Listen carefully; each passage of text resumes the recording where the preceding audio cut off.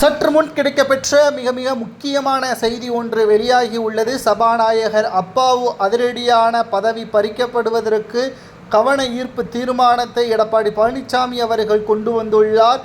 March 17ஆம் தேதி இந்த அவை கூடும். இதில் சபாநாயகர் இடத்தில் அப்பாவு இருக்க மாட்டார், துணை சபாநாயகர் இடத்தில்தான் அப்பாவு அவர்கள் இருப்பார் என்ற தகவலும் தற்பொழுது வெளியாகி உள்ளது. வரிசையாக சபாநாயகர் மீது குற்றங்கள் அதிகப்படியாக வைத்து கொண்டுள்ளார் எடப்பாடி பழனிசாமி அவர்கள். எதிர்க்கட்சி தலைவர் என்ற முறையில் முதலாவதாக சபாநாயகர் அப்பாவு அவர்கள் அவை கூட்டத்தை முழுமையாக காணொளி மூலம் வெளிப்படுத்தாதது.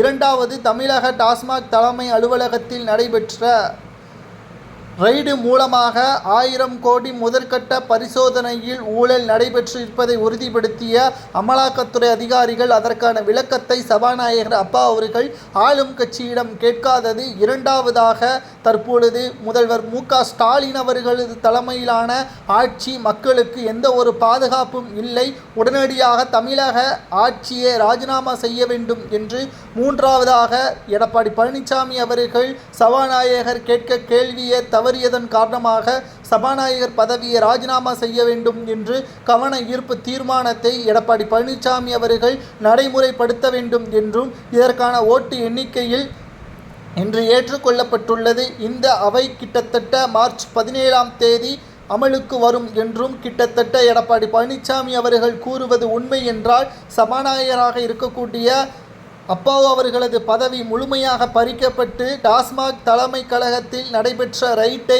முழுமையாக அந்த துறை சார்ந்த அமைச்சராக இருக்கக்கூடிய செந்தில் பாலாஜி அவர்கள் முழுமையான மக்களுக்கு தெரியப்படுத்தும் விதமாக முழு காணொளியாக அவையிடம் தெரிவிக்க வேண்டும். சட்டசபையில் தெரிவிக்காமல் செந்தில் பாலாஜி அவர்கள் மாற்று கருத்தை தெரிவித்தால் அவரது பதவியையும் பறிக்க வேண்டும் என்று எடப்பாடி பழனிசாமி அவர்கள் நிச்சயமாக அதிகாரப்பூர்வமான அறிவிப்பை வெளியிட்டிருப்பது பாராட்டுக்குரிய செயலாகத்தான் இருக்கிறது.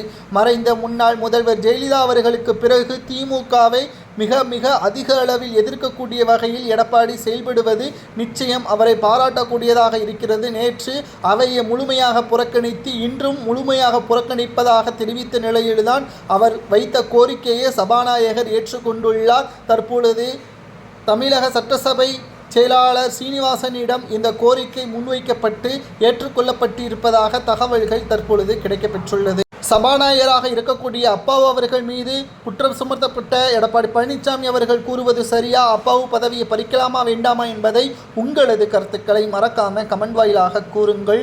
நன்றி.